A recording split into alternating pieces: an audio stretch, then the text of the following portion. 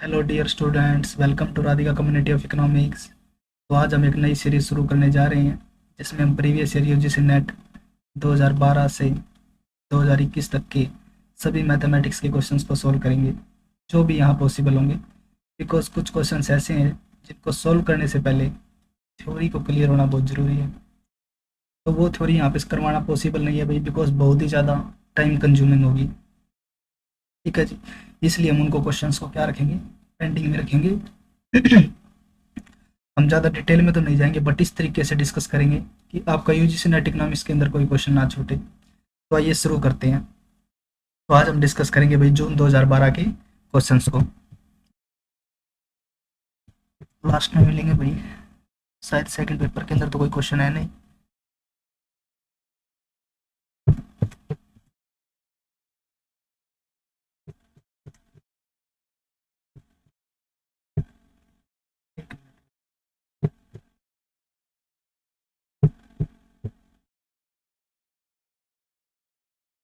ये देखो भाई, 56 नंबर क्वेश्चन में क्या बोल रहा है भाई, ये 56 में क्या बोल रहा है, which of the following are conditions of consumers equilibrium in a two commodity case where you utility and P. ये तो भाई माइक्रो इकोनॉमिक्स का क्वेश्चन है, कंज्यूमर इक्विलिब्रियम का। माइक्रो इकोनॉमिक्स से क्वेश्चन है भाई कंज्यूमर इक्विलिब्रियम।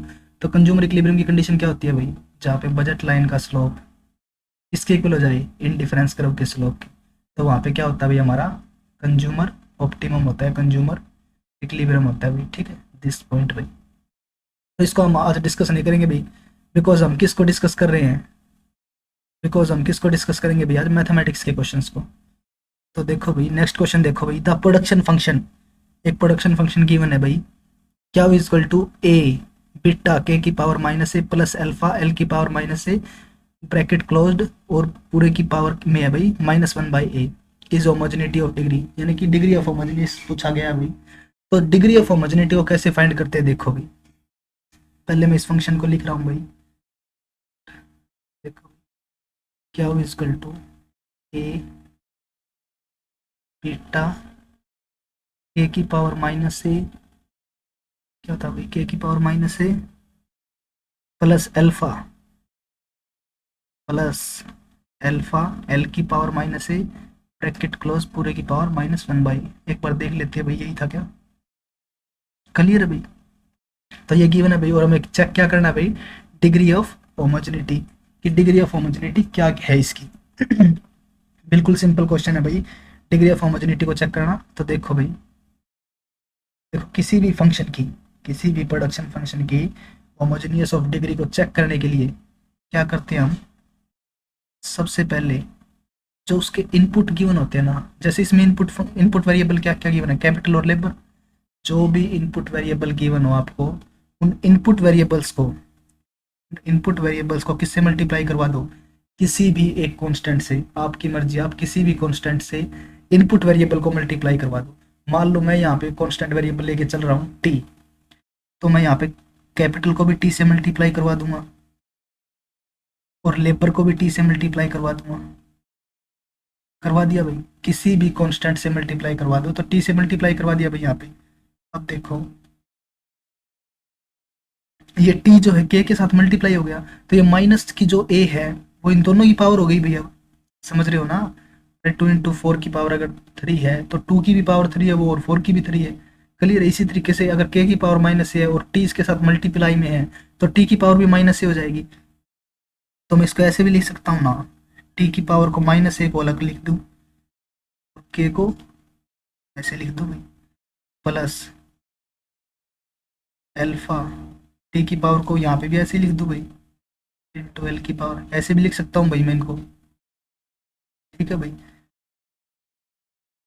ब्रैकेट क्लोज पूरे की पावर -1। क्लियर है जितना। अब आगे देखो क्या इक्वल टू, यहाँ से मैं क्या कॉमन ले सकता हूँ भाई, टी की पावर -1 कॉमन आ रहा है ना दोनों में से, तो टी की पावर -1 को मैं कॉमन ले सकता हूँ भाई, टी की पावर -1 को मैं कॉमन ले सकता हूँ ना। तो टी की पावर -a कॉमन ले लिया भाई यहाँ से, और जब ये टी की पावर -1 कॉमन लिया तो इस पूरी ब्रैकेट की पावर कितनी है, -1। जब टी की पावर -a को मैं बाहर लूंगा तो इसकी पावर क्या हो जाएगी, -1 ए भी हो जाएगी साथ में। तो अब क्या बचेगा भाई फंक्शन, ए तो ये वाला भाई, बीटा टी की, सॉरी टी नहीं भाई, कैपिटल की power minus A plus alpha labour की power minus A bracket close minus one by A. बोलो भाई यहाँ पे कोई डाउट है तो यहाँ तक देखो, एक बार दोबारा देखो भाई क्या किया है। डिग्री ऑफ होमोजेनिटी को चेक करने के लिए जितने भी इनपुट वेरिएबल गिवन हो किसी भी प्रोडक्शन प्रोडक्शन फंक्शन में आपसे पूछेगा कि डिग्री ऑफ होमोजेनिटी चेक करो, तो प्रोडक्शन फंक्शन है तो पक्की बात उसमें इनपुट वेरिएबल होंगे, या कैपिटल होगा, लेबर होगा, या बोथ होंगे भी, ठीक है। तो जितने भी इनपुट वेरिएबल्स हैं उनको किसी भी एक कांस्टेंट से मल्टीप्लाई करवा दो। जैसे हमने यहाँ पे किससे मल्टीप्लाई करवाया, यहाँ पे हमने मल्टीप्लाई करवाया भाई टी से मल्टीप्लाई करवा दिया भाई। तो टी से मल्टीप्लाई करवाया यहाँ पे, उसके बाद क्या किया भाई, मैं टी को ऐसे भी लिख सकता हूँ, टी की पावर माइनस ए अलग, के की पावर को माइनस ए अलग, यानी कि दोनों को अलग अलग करके लिख दिया भाई। उसके बाद क्या किया, इसके अंदर से टी की पावर माइनस ए कॉमन ले लिया। जब टी की पावर माइनस ए कॉमन लिया तो इस पूरे की पावर क्या है, इस ब्रैकेट की माइनस वन बाई, तो टी की पावर माइनस ए जब 12 आया तो इसके साथ पावर भी 12 आ गई भाई। समझ रहे हो ना क्या बोल रहा हूँ, तो इसके साथ पावर भी 12 लिया है भाई मैं। क्लियर है इतना, अब आगे देखो भाई। तो क्या इज इक्वल टू, तो टी, अब मैं इसको ब्रैकेट खोलता हूँ इसकी, माइनस ए, ये मल्टीप्लाई में है भाई, इंटू माइनस वन बाई ए। तो ए से तो ए कैंसिल हो जाएगा, माइनस से माइनस कैंसिल हो जाएगा, तो यहाँ पे बचेगा क्या, सिर्फ टी, टी की पावर वन बचेगी भाई सिर्फ, और फंक्शन क्या बचेगा मेरा, दिस, एज इट इज भाई।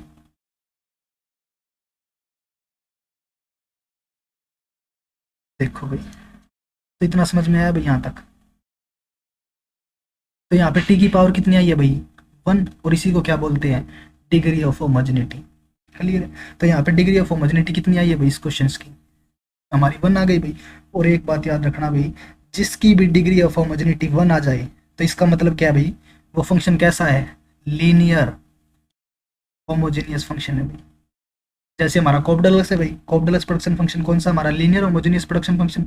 ऐसे ही जिसकी डिग्री ऑफ होमोजेनिटी वन आ जाए उसका मतलब वो फंक्शन कौन सा, लीनियर होमोजेनियस फंक्शन है। और वन का मतलब क्या होता है भाई, कि किसी की डिग्री ऑफ होमोजेनिटी अगर वन आ जाए तो उसका मतलब और क्या होता है, इसका मतलब होता है भाई कि वहाँ पे कांस्टेंट रिटर्न टू स्केल है। क्या है भाई, constant return to scale. Constant return to scale का मतलब क्या है भाई, कि अगर मैं इनपुट को डबल करूँगा, अगर मैं इनपुट डबल कर दूँ तो आउटपुट भी डबल होगा, कि अगर मैं इनपुट को डबल कर दूँ तो आउटपुट भी मेरा क्या होगा, डबल होगा। ठीक है भाई, तो इसको बोलते हैं डिग्री ऑफ होमोजीनियस। तो अब हम क्वेश्चन पे चलते हैं भाई। हमारे ये क्वेश्चन था भाई हमारा दिस, तो इसका आंसर क्या है भाई, डिग्री ऑफ होमोजेनिटी वन भाई, तो यहाँ पे इसका आंसर हो जाएगा वन। अब मैं एक एग्जांपल और लेता हूँ भाई इसी क्वेश्चन में, नेक्स्ट पेज देखो भाई। मैं एक क्वेश्चन और लेता हूँ भाई, कोऑर्डिनेट प्रोडक्शन फंक्शन लेता हूँ भाई मैं। देखो क्या होता है भाई हमारा कोऑर्डिनेट प्रोडक्शन फंक्शन, क्या भी इक्वल टू, ये टेक्नोलॉजी भाई, के की पावर अल्फा इंटू लेबर की पावर बीटा। ठीक है जी, ये हमारा क्या है भाई, कोऑर्डिनेट प्रोडक्शन फंक्शन है भाई। ठीक है, तो कोऑर्डिनेट प्रोडक्शन फंक्शन में डिग्री ऑफ होमोजेनिटी हम सभी को पता है वन होती है भाई, तो इसको प्रूफ करते हैं भाई हम। और साथ में क्या गिवन होता है भाई हमें, alpha plus beta equal to one. ठीक है जी, तब इसको सॉल्व करते हैं अभी। देखो तो क्या बताया था अभी, डिग्री ऑफ होमोजेनिटी कैसे चेक करते हैं, किसी भी प्रोडक्शन फंक्शन की अगर डिग्री ऑफ होमोजेनिटी चेक करनी हो तो उसके जो इनपुट वेरिएबल होते हैं उसको किसी भी एक कांस्टेंट से मल्टीप्लाई करवा दो। पीछे हमने टी से मल्टीप्लाई करवाया था, तो यहाँ पे भी हम टी से मल्टीप्लाई करवा रहे हैं, 12 की पावर टी, 12 की पावर बेटा। ठीक है जी, क्या हो इक्वल टू ए, तो यहाँ से क्या कॉमन ले लूँ भाई मैं, सॉरी एक मिनट भाई, तो टी की पावर, के की पावर अल्फा टी इसके साथ मल्टीप्लाई है, तो इसको मैं ऐसे भी लिख सकता हूँ भाई, टी की अल्फा के की अल्फा इंटू टी की बिट्टा एल की बिट्टा। ठीक है भाई, अब देखो भाई क्या हुआ इसको, देखो जी क्या हुआ इक्वल टू ए। तो अब यहाँ से क्या करूँ भाई मैं, टी की अल्फा अलग लिख दिया, के की अल्फा अलग, इंटू टी की बिट्टा अलग लिख दिया, एल की बिट्टा अलग भाई। ठीक है, तो इनको मैं ऐसे लिख दिया भाई, टी की अल्फा, टी टी वाले एक साथ कर दिए भाई, के की अल्फा इंटू की बिट्टा। तो बेस सेम पावर ऐड सभी ने सुना होगा भाई कि अगर बेस सेम होता है तो उसकी पावर क्या हो जाती है, ऐड हो जाती है। तो बेस सेम है, बेस यानी कि टी टी सेम है भाई बहुत, तो बेस ऐड होगा, तो बेस ऐड होगा यानी कि ऐड का मतलब प्लस होगा भाई, तो अल्फा प्लस बीटा, तो अंदर क्या बचेगा दिस, और इसको मैं बाहर लिख लेता हूँ भाई, एक मिनट, क्या वो इजक्वल टू, तो इसको मैं बाहर लिख लूँ भाई alpha plus beta,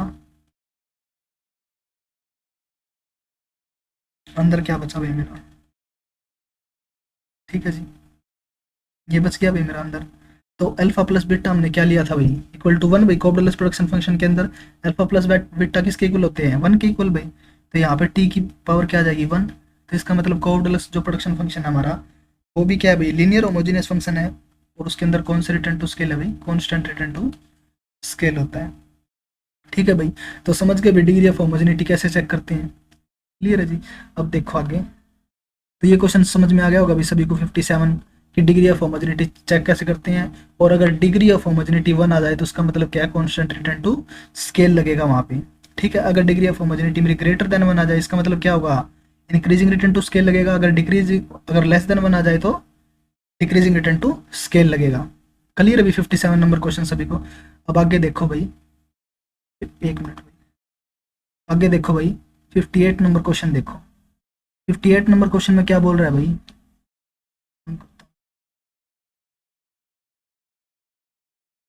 58 number question में क्या बोल रहा है भाई, given the total cost function C 7 Q square plus 26 Q plus 5, marginal cost at Q is equal to 5, marginal cost पूछा हुआ, देखो भाई मैं इस फंक्शन को लिख रहा हूँ भाई,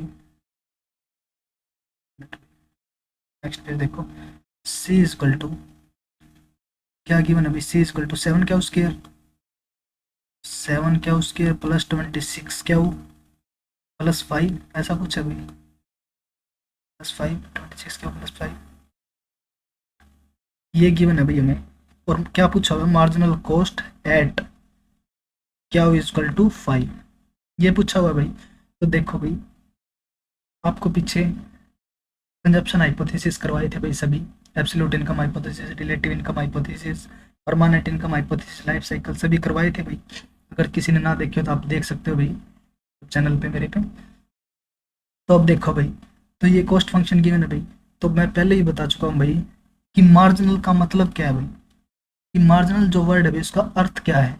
तो मार्जिनल का अर्थ क्या है भाई, कि एक, देखो जैसे कॉस्ट की सेंस में लेते हैं भाई हम यहाँ पे, क्योंकि कॉस्ट को हमने मार्जिनल कॉस्ट में बदलना है, अगर रेवेन्यू होता तो वहाँ पे सेंस क्या होती है, देखो कॉस्ट की सेंस में मान लो 10 गुड्स, क्वांटिटी 10, और इसकी टोटल कॉस्ट आ रही है भाई 100 रुपीज़, क्लियर है। अगर मैं एक एक्स्ट्रा क्वांटिटी प्रोड्यूस करूँ, मान लो 11th क्वांटिटी प्रोड्यूस कर दी, 11 क्वांटिटी, अब टोटल कॉस्ट मेरी हो गई 112 रुपये, क्लियर है। तो मार्जिनल कॉस्ट क्या होगी, एक एक्स्ट्रा यूनिट ऐड होने से, एक एक्स्ट्रा यूनिट ऐड होने से टोटल कॉस्ट में कितना चेंज आया, 12 रुपये का, तो उसी को क्या बोलते हैं, मार्जिनल कॉस्ट। समझो भाई कि क्वांटिटी के अंदर एक यूनिट यानी कि थोड़ा सा चेंज होने की वजह से टोटल कॉस्ट में कितना चेंज आया, इसी को मैं क्या बोलता हूँ, मार्जिनल कॉस्ट। ऐसे ही सेम मार्जिनल रेवेन्यू में भाई पीछे कंजप्शन फंक्शन करवाया था ना, मान लो केंजियन कंजप्शन फंक्शन लेके चल रहा हूँ, C bar plus C naught Y, Keynesian consumption function है भाई, शॉर्ट टर्म कंजप्शन फंक्शन। तो अगर इसके अंदर मुझे मार्जिनल प्रोपेंसिटी टू कंज्यूम निकालना था तो कैसे निकाला था भाई हमने, कि इनकम में चेंज होने की वजह से कंजप्शन में कितना चेंज हुआ, वही मेरा क्या है, मार्जिनल प्रोपेंसिटी टू कंज्यूम।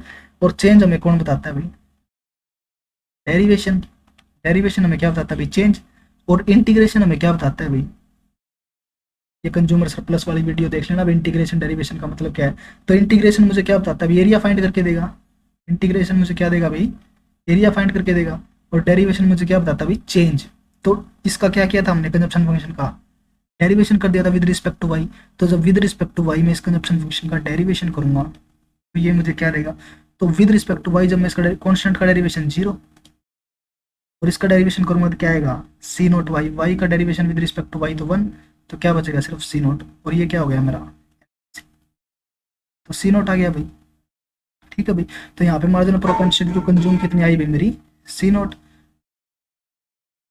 तो मार्जिनल निकालने के लिए यानी कि चेंज निकालने के लिए मैं किसका यूज करूंगा भाई, डेरिवेशन का। किसका यूज करूंगा भाई मैं, डेरिवेशन का, क्योंकि डेरिवेशन मुझे क्या बताता है भाई, चेंज। डेरिवेशन मुझे क्या बताता है भाई, चेंज।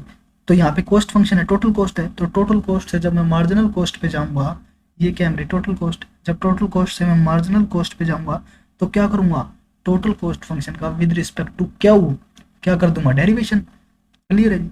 तो टी,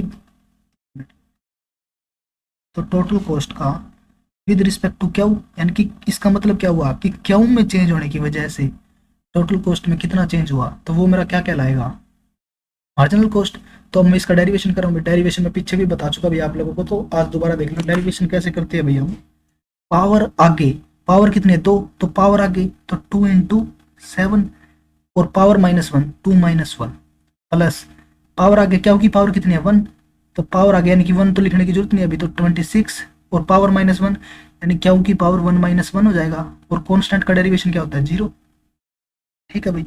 अब आगे देखो, तो 2 इंटू 7 14 और क्या की पावर 2 - 1 क्या, तो 1 बचेगा, तो 1 लिखने की जरूरत नहीं है भाई। 14 क्या हो जाएगा यहाँ से, प्लस 26 क्या 1 - 1 0, अगर किसी की भी पावर 0 होती है तो उसको हम क्या लिखते हैं 1, तो 1 लिखने की जरूरत नहीं, तो यहाँ पे सिर्फ क्या बचेगा 26। क्लियर है। तो ये क्या आ गया मेरा, और मार्जिनल कॉस्ट, तो मार्जिनल कॉस्ट क्या आई भाई मेरी यहाँ से 14 क्या प्लस 26। क्लियर है जी। तो जिसको डेरिवेशन आता होगा वो इजीली समझ गया होगा भाई, और फिर भी नहीं आता तो रूल याद रखना भाई कि पावर आगे पावर -1 और कॉन्स्टेंट का डेरिवेशन क्या होता है 0। तो ये क्या आ गया भाई मेरा, मार्जिनल कॉस्ट आ गई भाई मेरी। क्लियर। और मार्जिनल कॉस्ट किसके ऊपर चेक करनी है, 5 के ऊपर, तो जहाँ पे क्या हुआ वहाँ पे क्या पुट कर दूँ 5 5, यानी कि 14 इंटू 5 प्लस 26, और 14 इंटू 5 क्या हो जाएगा मेरा 70 भाई, इंटू सॉरी प्लस भाई 70 प्लस 76 क्या आएगा 96 भाई। तो देखो भाई आंसर में 96 है कि डी आंसर। तो यहाँ से मेरा आंसर क्या हो जाएगा भाई डी 96 भाई। क्लियर है जी सभी को 96। तो ये हो गया भाई 58 क्वेश्चन भी। अब आगे चलो 59 क्वेश्चन पे। स्टैटिक्स का क्वेश्चन है भाई। देखो, acceptance of null hypothesis when it is false। देखो इसको देखो एक बार आप, ये बोल रहा है भाई कि अगर नल हाइपोथेसिस को एक्सेप्ट कर लिया जाए, कब, अगर वो फॉल्स हो, कि नल हाइपोथेसिस को मैं एक्सेप्ट कर लूं जबकि वो गलत है, और फिर भी हम नल हाइपोथेसिस को एक्सेप्ट कर ले, जबकि होना क्या चाहिए था, अल्टरनेट हाइपोथेसिस को एक्सेप्ट करना था। देखो क्या सिस्टम होता है भाई कि अगर नल हाइपोथेसिस रिजेक्ट हो जाए तो हम क्या करेंगे, अल्टरनेट हाइपोथेसिस को एक्सेप्ट करेंगे। क्लियर है। लेकिन ये क्या बोल रहा है कि नल हाइपोथेसिस फॉल्स है फिर भी एक्सेप्ट कर लिया जाए, तो उसको क्या बोलते हैं भाई हम, टाइप 2 एरर। क्या बोलते हैं भाई हम उसको, टाइप 2 एरर। जैसे देखो भाई, देखो भाई, अगर नल हाइपोथेसिस, अगर नल हाइपोथेसिस है मेरी फॉल्स, और फिर भी क्या कर लूँ भाई मैं उसको एक्सेप्ट हो जाए भाई वो, तो ये क्या होगा भाई टाइप 2 एरर, टाइप 2 एरर। और अगर नल हाइपोथेसिस है मेरी ट्रू और फिर भी रिजेक्ट हो जाए, तो उस कंडीशन में कौन सा एरर होता है भाई, टाइप 1 एरर। देखो भाई 2 एरर होती है भाई, टाइप 1 एरर और टाइप 2 एरर। तो इसको मैं अगर सिंपल एग्जांपल लेके चलूं और फिर समझाऊं आप लोगों को, देखो टाइप 1 एरर का मतलब है कि कोई जो व्यक्ति है वो ट्रू है और फिर भी उसको झूठा साबित कर दिया जाए। देखो मान लो भाई, जैसे हम एग्जांपल लेते हैं, जैसे भाई हरियाणा के अंदर HSSC की जॉब निकलती है। क्लियर है भाई। तो हरियाणा के अंदर HSSC की जॉब निकलती है तो बोलते हैं भाई उसमें करप्शन बहुत ज़्यादा होता है। क्लियर है। तो करप्शन बहुत ज़्यादा होता है, तो देखो क्या बोल रहा हूँ भाई मैं, कि मान लो कि एक बंदा है भाई वो बहुत मेहनत करता है, ठीक है, वो बहुत मेहनत करता है भाई, तो उसको तो क्या भी लगना चाहिए भाई जॉब उसकी, तो समझ रहे हो ना, वो HSSC की बहुत तैयारी करता है भाई, तो उसको तो जॉब लगनी चाहिए भाई HSSC की, लेकिन वो फिर भी जॉब नहीं लगता। समझ रहे हो ना। मान लो एक व्यक्ति है भाई वो बहुत ज़्यादा तैयारी करता है HSSC की और फिर भी जॉब नहीं लगता, यानी कि वो ट्रू है और फिर भी रिजेक्ट हो जाए, यानी कि वो काबिल है लेकिन फिर भी रिजेक्ट कर दिया जाए, तो उस कंडीशन में हम क्या बोलेंगे भाई, टाइप 1 एरर। समझो भाई कि कोई बंदा जो है वो उस चीज़ के काबिल है लेकिन फिर भी उसको नहीं मिल पाती, तो उसको क्या बोलते हैं भाई हम, टाइप 1 एरर। और टाइप 2 एरर क्या होगा भाई, कि मान लो कि कोई फॉल्स है और उसको एक्सेप्ट कर लिया जाए। फॉर एग्जाम्पल मान लो कि कोई व्यक्ति भाई रिश्वत दे के लग जाए भाई, समझ रहे हो, कि कोई व्यक्ति रिश्वत देकर लग जाए, तो उस कंडीशन में कौन सा एरर होगा, type 2 error, type two error. तो एक बात याद रखना, टाइप 1 एरर क्या होता है भाई, सबसे बड़ी गलती। सबसे बड़ी गलती का मतलब क्या है कि ये व्यक्ति क्या था भाई, काबिल था, लेकिन काबिल को जॉब नहीं मिली, समझ रहे हो, तो सबसे बड़ी गलती ये है। हाँ, कोई काबिल नहीं है, अगर वो लग जाए, देखो मान लो काबिल भी लग गया भाई, और साथ में जिसकी काबिलियत नहीं थी वो पैसे दे के लग गया मान लो, ठीक है, तो पैसे दे के लगा तो गलती तो वो भी है भाई, समझ रहे हो ना, एरर तो वो भी हुआ है, तो उसको हम क्या बोलते हैं, टाइप 2 एरर। और टाइप 1 एरर क्या है भाई, कि कोई व्यक्ति काबिल है और फिर भी रिजेक्ट कर दिया जाए, तो उसको बोलते हैं हम टाइप 1 एरर। तो समझो भाई कि अगर नल हाइपोथेसिस फॉल्स है और फिर भी एक्सेप्ट कर लिया जाए, फॉल्स का मतलब क्या समझोगे भाई, कि वो काबिल नहीं है फिर भी एक्सेप्ट कर लिया जाए, तो टाइप 2 एरर। और अगर वो ट्रू है, यानी कि वो काबिल है उस जॉब के, लेकिन फिर भी रिजेक्ट कर दिया जाए, तो उसको हम क्या बोलेंगे, टाइप 1 एरर। समझो भाई। तो क्वेश्चन पे चलो भाई, देखो तो अब ये क्या बोल रही है, फर्स्ट में acceptance of null hypothesis when it is false, तो कौन सा एरर होगा, टाइप 2 एरर। अब आगे देखो भाई, सेकंड क्या बोल रहा है भाई, main is equal two degree of freedom, कि मेन इक्वल हो जाए किसके, डिग्री ऑफ फ्रीडम की। तो मेन, देखो एक बात याद रखना भाई, कि मेन इक्वल होगा डिग्री ऑफ फ्रीडम। तो डिग्री ऑफ फ्रीडम क्या होता है, आगे क्वेश्चन आएगा तो उसमें देखेंगे भाई। तो देखो मेन इक्वल होता है डिग्री ऑफ फ्रीडम के किस में, काई स्क्वायर डिस्ट्रीब्यूशन के अंदर, काई स्क्वायर टेस्ट के अंदर, काई स्क्वायर टेस्ट के अंदर जो मेन होता है वो किसके इक्वल होता है, डिग्री ऑफ फ्रीडम की, यहीं से याद रख लेना भाई आप, ठीक है भाई। तो मेन इक्वल होगा काई स्क्वायर डिस्ट्रीब्यूशन में किसके, डिग्री ऑफ फ्रीडम की। अब थर्ड देखो भी क्या बोल रहा है भाई, कि population is homogeneous, population is एक मिनट, population is homogeneous, homogeneous population किस में होगी, सिंपल रैंडम सैंपलिंग में। देखो भाई ये क्या होता है, एक बार देखो भाई, simple random sampling, simple random sampling, और एक होती है भी रैंडम सैंपलिंग। तो देखो पहले सिंपल रैंडम सैंपलिंग क्या होती है भाई, सबसे पहले तो याद रखना भाई, इसमें फाइनाइट पॉपुलेशन होती है। क्या होती है भाई इसके अंदर, फाइनाइट पॉपुलेशन, यानी कि लिमिटेड फाइनाइट पॉपुलेशन होती है इसके अंदर। और सिंपल रैंडम सैंपलिंग होता है भाई, क्या मैं एक एग्जांपल लेके चल रहा हूँ, मान लो 500 पीपल का ग्रुप है, 500 पीपल्स का एक ग्रुप है भाई, तो उस ग्रुप के अंदर से, यानी कि सैंपल है मान लो ये 500 व्यक्तियों का, और इस सैंपल के अंदर से मैं सैंपल चूज करूं, समझ रहे हो भी कैसे, मान लो इसके अंदर से मैंने 10-10 का भाई ग्रुप बना दिया, 10-10 व्यक्तियों का, क्लियर है। 10-10 व्यक्तियों का कितना ग्रुप बनेगा भाई, 50 ग्रुप बनेंगे भाई, मेरे पास 50 ग्रुप बनेंगे 10-10 के, और उन 50 ग्रुप के अंदर से मैं सैंपल सेलेक्ट करूँ, यानी कि सैंपल के अंदर से सैंपल सेलेक्ट करना, उस कंडीशन में हम क्या बोलते हैं भाई, सिंपल रैंडम सैंपलिंग, समझियो भाई। और इसमें भी क्या होता है, और सभी को चुनने की प्रोबेबिलिटी क्या होगी भाई इसमें, सेम, समझ रहे हो भाई। दोबारा देखो भाई, सिंपल रैंडम सैंपलिंग क्या होता है भाई, सबसे पहले तो एक वर्ड याद रखना कि इसके अंदर पॉपुलेशन जो होती है वो क्या होती है, फाइनाइट पॉपुलेशन होती है।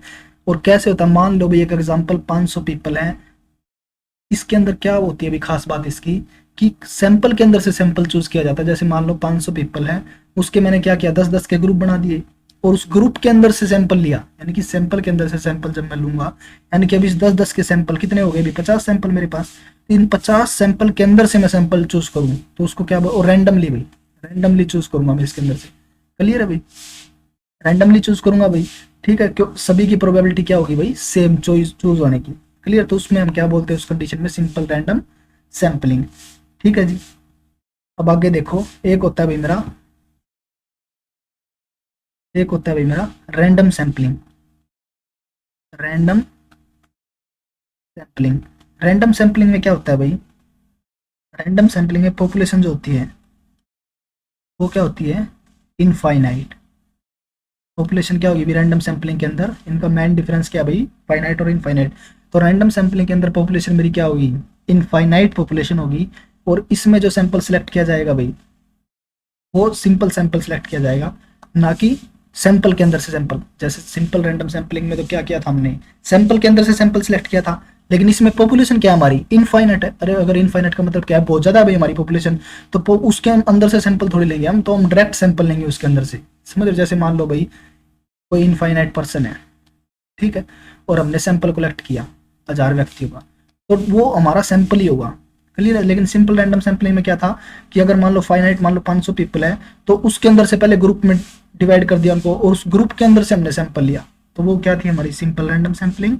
और रैंडम सैंपलिंग क्या होगी, इनफाइनाइट पॉपुलेशन होगी, और डायरेक्ट हम सैंपल लेंगे, तो उसको क्या बोलूंगा भाई मैं, रैंडम सैम्पलिंग। इसमें भी सभी की चॉइस यानी कि सभी को चूज करने की जो प्रोबेबिलिटी होगी क्या होगी, सेम होगी भाई। ठीक है, तो इसको क्या बोलूंगा भाई मैं, रैंडम सैम्पलिंग भाई। और भी बहुत से टाइप है भाई सैम्पलिंग कलेक्ट करने के, जैसे स्टेरिफाइड सैम्पलिंग है भाई, स्टेरिफाइड सैम्पलिंग, सिस्टमैटिक सैम्पलिंग,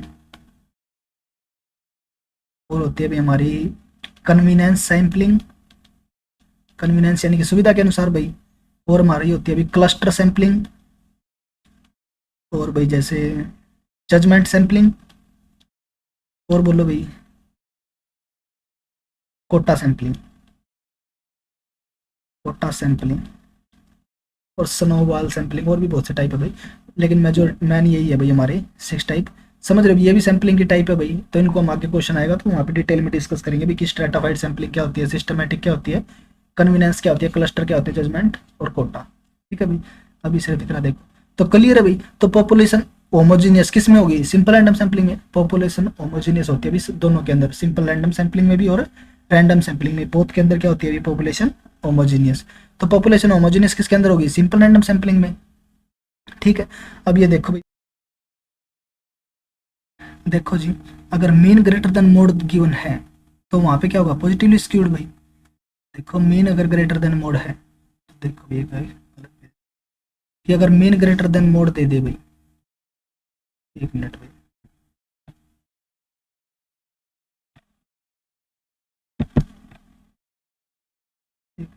देखो भाई क्या बोल रहा है भाई, मीन ग्रेटर देन है किससे, मोड से। तो उस कंडीशन में स्क्यूनेस पूछ रहा है भाई, क्वेश्चन कहाँ से आया हुआ है मेरा, स्क्यूनेस से। तब देखो भी स्क्यूनेस क्या होती है, अगर है मेरा नॉर्मल डिस्ट्रीब्यूशन, सिंपली कर रहे हैं, ज़्यादा डिटेल में नहीं जाएंगे। आगे कोई क्वेश्चन आएगा इससे रिलेटेड तो हम वहाँ पे डिटेल में डिस्कस करेंगे, बिकॉज अगर आज इसको डिटेल में डिस्कस करेंगे तो वीडियो बहुत ज़्यादा लेंथी हो जाएगी। देखो कि अगर मेन मोड, मोड को मैं जेड से लिख रहा हूँ और मीडियन, मीडियन को एम से, कि अगर मेरा मेन मीडियन मोड तीनों इक्वल हो तो वहाँ पे क्या होता है, नॉर्मल डिस्ट्रीब्यूशन, नॉर्मल डिस्ट्रीब्यूशन। और स्क्यूनेस क्या होती है वहाँ पे, जीरो। समझ रहे हो, स्क्यूनेस क्या होती है वहाँ पे, जीरो। तो उस कंडीशन को क्या बोलते हैं हम, नॉर्मल डिस्ट्रीब्यूशन या सिमेट्रिक स्क्यूनेस।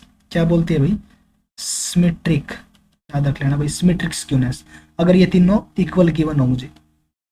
ठीक है, अगर गिवन हो, जैसे क्वेश्चन में पूछा हुआ है मीन ग्रेटर देन मोड, कि अगर मीन ज्यादा हो किससे, मोड से, तो उस कंडीशन में क्या होता है भाई, उसको दूसरा किस नाम से भी जानते हैं भाई हम, राइट स्क्यूनेस। क्योंकि स्क्यूनेस किस साइड होती है उसमें, राइट साइड। इसका डायग्राम कैसा होता है भाई, देखो क्या था, पीक तो इसमें किस साइड होती है भाई, लेफ्ट की साइड, लेफ्ट की साइड तो पीक होगी। मैं ऐसे सिंपली डायग्राम बना रहा हूँ भाई, देखो। तो इस तरीके की डायग्राम होती है, टेबल से करते हैं भी हम क्लास में, तो डिस्कस आगे भी हम डिस्कस करेंगे भी इसको डिटेल में आगे किसी क्वेश्चन में। अब सिर्फ इतना देखो भी सिंपल। तो इसमें अगर मैं डायग्राम बनाना चाहूँ भाई कि मीन ग्रेटर देन मोड, तो इसको डायग्राम कैसा होगा भाई, कुछ इस टाइप का। इसमें पीक किस साइड है भाई, लेफ्ट की साइड, पीक की साइड है भाई लेफ्ट, मेरे लेफ्ट की साइड पीक है भाई, क्लियर है। तो उसको हम और बोलते किस नाम से भाई, राइट स्क्यूनेस। अगर मीन ग्रेटर देन, तो इस कंडीशन में क्या है भाई, मीन मेरा जो है वो ग्रेटर है किससे, मोड से। तो इस कंडीशन में डायग्राम कैसा होगा, इस टाइप का। यानी कि जो नॉर्मल डिस्ट्रीब्यूशन कर्व की जो पीक है वो किस साइड होगी, लेफ्ट की साइड, और उसको हम बोलते किस नाम से है, राइट स्क्यूनेस। याद रखना भाई, राइट स्क्यूनेस, या इसको दूसरा नाम है भाई positive skewness, positive skewness, clear है जी। और अगर मेरा मोड ग्रेटर देन मीन हो जाए तो उस कंडीशन में क्या होगा भाई, इसका अपोजिट भाई, बिल्कुल देखो कैसे। उस कंडीशन में पीक कहाँ पे होगी, राइट की साइड पीक होगी, और उसको किस नाम से भी बोलते हैं, लेफ्ट स्क्यूनेस। याद रख लेना भाई बिल्कुल, इसको किस नाम से बोलते हैं, लेफ्ट स्क्यूनेस या नेगेटिव स्क्यूनेस, नेगेटिव स्क्यूनेस। इनको हम आगे डिटेल में करेंगे भी डिस्कस, अभी सिर्फ आप इतना देखो। ठीक है, तो अब क्वेश्चन में क्या पूछा गया भाई कि अगर मीन ग्रेटर देन मोड है तो उसको हम क्या बोलते हैं, पॉजिटिवली स्क्यूड भी बोलते हैं, और क्या बोलते हैं भाई, राइट स्क्यूनेस भी बोलते हैं, राइट स्क्यूनेस भी बोलते हैं। और इसका डायग्राम कैसा होता है, पीक किस साइड होती है, लेफ्ट की साइड पीक होती है, समझे हो भाई। तो अब आगे देखो भाई, क्लियर अभी 59 नंबर क्वेश्चन।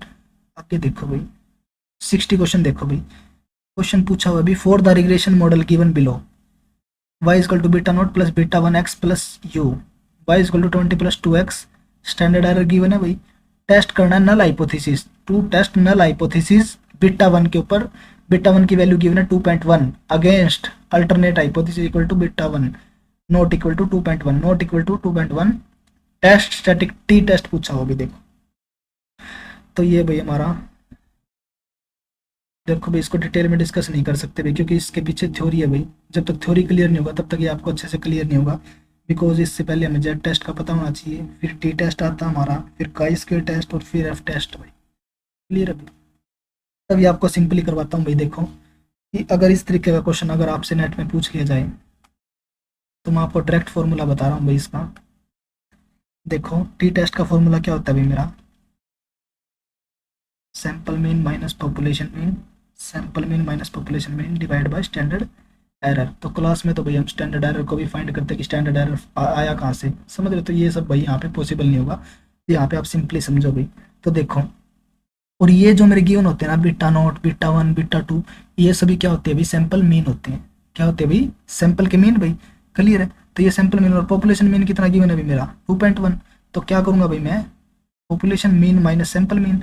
तो पॉपुलेशन मीन मेरा कितना है 2.1 माइनस, और सैंपल मीन मेरा कितना है 2 भाई 2, स्टैंडर्ड एरर मेरा कितना है ये अब 0.46। दोबारा देखो भी एक बार, टी टेस्ट का फॉर्मूला क्या है भाई, sample mean minus sorry population mean minus sample mean divide by standard error. तो यहाँ पे सैंपल का मीन कितना गिवन है भाई 2, और पॉपुलेशन का मीन कितना गिवन है 2.1 गिवन है भाई। देखो इसने क्या बोला अभी, टेस्ट करना है नल हाइपोथेसिस किस पे, बीटा 1 पे। अगर ये बीटा नोट बोला होता तो हम यहाँ पे बीटा नोट की वैल्यू गिवन होती भी, पॉपुलेशन मीन वाली बीटा नोट की, तो हम क्या करते, मान लो ये बीटा नोट की वैल्यू गिवन है तो 2.1 माइनस 20 करते और फिर स्टैंडर्ड एरर करते। लेकिन इसने बीटा 1 पे पूछा हुआ है, तो बीटा 1 पे पूछा हुआ तो इसलिए हम बीटा 1 वाली वैल्यू को पुट करेंगे। क्लियर है? तो हम क्या करेंगे, पॉपुलेशन सॉरी पॉपुलेशन मीन कितना गिवन है 2.1 और सैंपल मीन 2 गिवन है जी, और डिवाइड बाय स्टैंडर्ड एरर। तो इसको हम फाइंड करेंगे तो 0.1 डिवाइड बाय 0.46। एक मिनट भाई कैलकुलेटर में सॉल्व करता हूँ, वेट भाई। 0.1 डिवाइड बाय 0.46, 0.46 तो यहाँ पे आएगा भाई 0.217। कितना आएगा भाई यहाँ पे आंसर 0.217। इसको आप बिना कैलकुलेटर के भी सोल्व कर सकते हो भाई इजिली। क्लियर है? तो यहाँ पे तो टाइम कंज्यूम ना हो ज़्यादा इसलिए मैंने यहाँ से कैलकुलेटर से सोल्व किया। तो क्या आया भाई 0.217 की बी आंसर। समझियो भाई। अब आगे चलो भाई, कोशिश ये रहेगी भाई कि ज़्यादा लेंथी वीडियो ना हो, बिकॉज भाई ज़्यादा लेंथी वीडियो को देखना बच्चे पसंद नहीं करते। तो देखो भाई 61 क्वेश्चन, क्या क्वेश्चन पूछा हो भाई 61 के अंदर कि for the regression model, for the regression model y equal to beta naught plus beta 1x plus beta 2x2 up to जा रहा भाई के सीरीज तक। क्या पूछा अभी हमसे, डिग्री ऑफ फ्रीडम। तो देखो भी बिल्कुल इंपॉर्टेंट क्वेश्चन है भाई डिग्री ऑफ फ्रीडम का। तो मैं एक एग्जांपल लेके चलता हूँ भाई। देखो डिग्री ऑफ फ्रीडम से क्वेश्चन पूछा हुआ भाई, तो मान लो भाई x इक्वल टू गिवन है 1 2 3।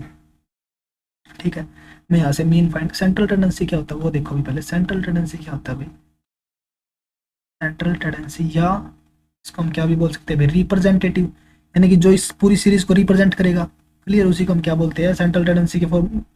मेथड कौन कौन सी है? सेंट्रल टेंडेंसी, मीन मेरा सेंट्रल टेंडेंसी है, मोड मेरा सेंट्रल टेंडेंसी है, मीडियन मेरा सेंट्रल टेंडेंसी है, और भाई परसेंटाइल क्वार्टाइल ये सभी क्या है भाई सेंट्रल टेंडेंसी, या क्या बोल सकते हैं हम इसको रिप्रेजेंटेटिव। रिप्रेजेंटेटिव का मतलब क्या भाई कि एक ऐसी वैल्यू आ जाए जो इस पूरी सीरीज को, ये मैं एक सीरीज मान के चलाऊं भाई, इस पूरी सीरीज को क्या करे रिप्रेजेंट करे, तो उसको क्या बोलते हैं हम रिप्रेजेंटेटिव या सेंट्रल टेंडेंसी। क्लियर है? और इनके सभी के अलग अलग रूल है भाई कि मीन का यूज कब होता है, मोड का यूज कब होगा। क्लियर है? वो हम फिर कभी करेंगे भी, आपके क्वेश्चन आएगा तो। अभी हमारा क्वेश्चन अभी डिग्री ऑफ फ्रीडम से। तो डिग्री ऑफ फ्रीडम देखो भी क्या होता है। तो मीन निकालना सभी को आता होगा भाई, कैसे निकालते हैं mean, summation of X divide by N. तो समीशन ऑफ एक्स करूंगा तो कितना आएगा 6/6 divide by N. Number of items कितने हैं 3, तो क्या आएगा मीन मेरा 2।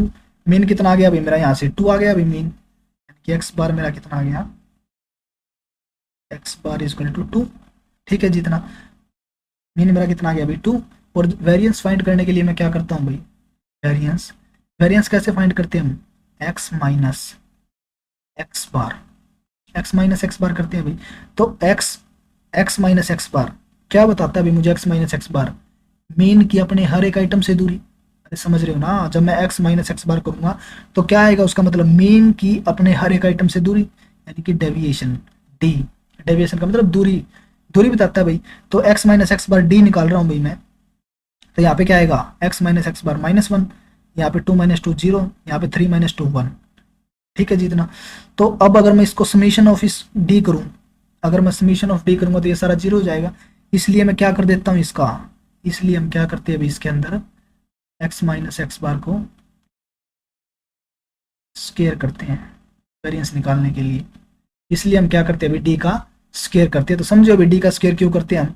तो ये 1 0, आगे कोई सेंट्रल टेंडेंसी का क्वेश्चन आएगा ना तो वहाँ पे डिटेल में करवाऊंगा भाई आप सभी को। तो ये क्या हो जाएगा मेरा 1। तो समीशन ऑफ डी स्केयर क्या आएगा मेरा? 2। क्लियर? तो समझो ना डी का स्केयर क्यों किया हमने, समझ रहे हो? अब देखो, और वेरिएंस का फॉर्मूला क्या होता है भाई? पता होगा भाई आप सभी को, X minus X bar square divide by N. ये क्या होता है? मेरा वेरिएंस का फॉर्मूला होता है भाई। समझ रहे हो ना? ये क्या होता है भाई? मेरा वेरिएंस। इसको सिग्मा स्केयर से भी डिनोट करते हैं भाई। वेरिएंस को हम किससे भी दिखाते हैं भाई? सिग्मा स्केयर से। और स्टैंडर्ड डेविएशन को किससे भी डिनोट करते हैं हम? सिग्मा से। क्या होता है स्टैंडर्ड डेविएशन?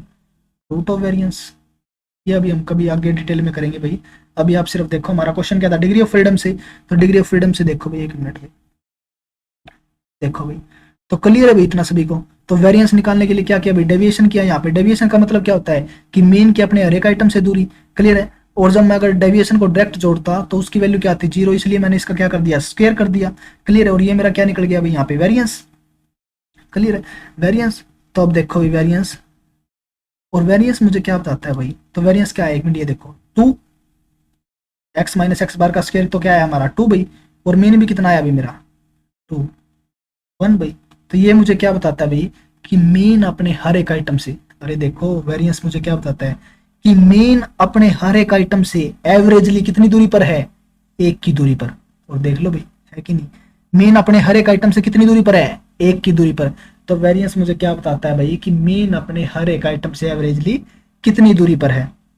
समझे हो भाई? तो ये वो हमारा वेरिएंस हो गया भाई। तो अब देखो भाई हमारा क्वेश्चन क्या था? डिग्री ऑफ फ्रीडम से। तो देखो जब मैं डी स्क्वायर फाइंड किया, या जब मैं डेविएशन निकाल रहा था, डी स्क्वायर जब मैंने फाइंड किया, या वेरिएंस जब मैं फाइंड कर रहा था, तो उसके अंदर इसकी तो कोई रोल ही नहीं है भाई। वेरिएंस फाइंड करने के अंदर इसका कोई योगदान नहीं है ना। अरे इस जीरो वाले का कोई योगदान नहीं है। समझ रहे हो? एक तो जीरो होगा ही होगा। और ऐसे ही मान लो ये तो एक सैंपल था भाई। जैसे एक सीरीज थी एक्स, ऐसी ही कोई और सीरीज होती, मान लो y2 6 4, उसमें भी एक वैल्यू ऐसी आती जिसमें जीरो होता। समझ रहे हो ना? तो डिग्री ऑफ फ्रीडम मेरी क्या होती है भाई? डिग्री ऑफ फ्रीडम मेरी क्या होती है कि summation of X I minus X bar, X I लिखोगे तो यहाँ पे बेटर होगा भाई। एक्स आई का मतलब यानी कि x1 x2 x3। समझ रहे हो? तो एक्स आई माइनस एक्स बार का स्क्वायर, इसको फाइंड करने में कितने लोगों का योगदान रहा? समझ रहे हो? तो यहाँ पे कितने लोगों का योगदान रहा? सिर्फ 2 का। समझ रहे हो ना? नंबर ऑफ पीपल्स तो कितने हैं? मान लो 3 भाई, 1 2 3। लेकिन योगदान कितनों का रहा? सिर्फ 2 का। क्लियर है? तो उसी को क्या बोलते हैं हम? Degree of freedom. यानी कि जितने व्यक्तियों का योगदान रहा हो उसी को हम क्या बोलते हैं? Degree of freedom. तो यहाँ पे नंबर ऑफ आइटम्स कितने थे? 3, लेकिन योगदान सिर्फ कितनों का रहा? 2 का। तो इसलिए हम डिग्री ऑफ फ्रीडम को किससे भी डिनोट करते हैं? n-1 से। इससे भी डिनोट करते हैं भाई हम n माइनस जितने मीन होते हैं। अरे मीन यहाँ पे एक सीरीज है तो एक मीन होगा, 2 सीरीज होंगी तो कितने मीन होंगे? 2। क्लियर है? तो अगर 3 सीरीज होंगी तो कितने मीन होंगे? 3। तो n में से कितने जितने मीन हो उनको मैं अगर माइनस कर दूं तो उसको क्या बोलते हैं हम? Degree of freedom. ठीक है भाई? तो देखो, तो यहाँ पे क्या पूछा हुआ? Degree of freedom. तो समझो ना भाई डिग्री ऑफ फ्रीडम क्या होता है? जितने मीन हो n के अंदर से उनको माइनस कर दो। तो यहाँ पे मीन गिनो भाई। अभी पीछे करवाया था ना टी टेस्ट वाला क्वेश्चन, देखो 60 नंबर क्वेश्चन में मैं बताया था भाई कि ये बीटा नोट बीटा 1 ये सारे क्या होते हैं? मेरे मीन होते हैं रिग्रेशन मॉडल के अंदर। तो ये बीटा, यहाँ पे मीन गिनो भी पहले कितनी है? एक तो ये 0 मीन है, 1 मीन, एक बीटा 1 मीन है 2, और अप टू ये सीरीज कहाँ तक जा रही है? k तक। तो यानी कि एक सीरीज तो ये हो गई 1 to k, यानी k मान लो 100 है या 200 है जितना भी है। तो एक तो मीन आ गए मेरे k की वैल्यू कुछ भी हो सकती है अभी। ठीक है? और एक हो गया मेरा मीन 0 वाला, तो k+1। टोटल मीन कितने हो गए मेरे? k+1। अरे समझियो ना, देखो कैसे। एक तो हो गया बीटा नोट मीन 1 2, एक सीरीज हो गई भाई 1 से लेकर कहां तक? k तक। तो एक तो हो गया k मीन, यानी k का मतलब k है मान लो 200, तो 200 मीन। प्लस बीटा नॉट वाला मीन यानी कि +1, तो k+1 क्या हो गया मेरे टोटल मीन। क्लियर है। और डिग्री ऑफ फ्रीडम फाइंड करना में, तो डिग्री ऑफ फ्रीडम का फॉर्मूला क्या होता है, n minus k+1, k+1 bracket के अंदर। तो देखो एक मिनट, n माइनस k+1, तो इसने ब्रैकेट ओपन की हुई है तो हम भी ब्रैकेट ओपन करते हैं भाई, तो माइनस का k हो जाएगा, माइनस का 1 हो जाएगा, तो आंसर देख लो दिस भाई, सी आंसर। तो यहाँ पे डिग्री ऑफ फ्रीडम का आंसर क्या आएगा भाई हमारा यहाँ से सी। ठीक है भाई। अब आगे देखो भी और क्वेश्चन 67 68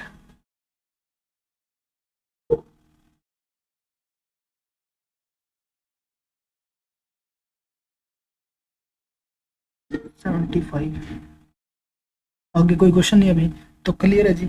तो आज का हमारा लेक्चर इतना ही होगा भाई। 2012 तक के, जून 2012 के सभी क्वेश्चन सोल्व कर लिए भाई।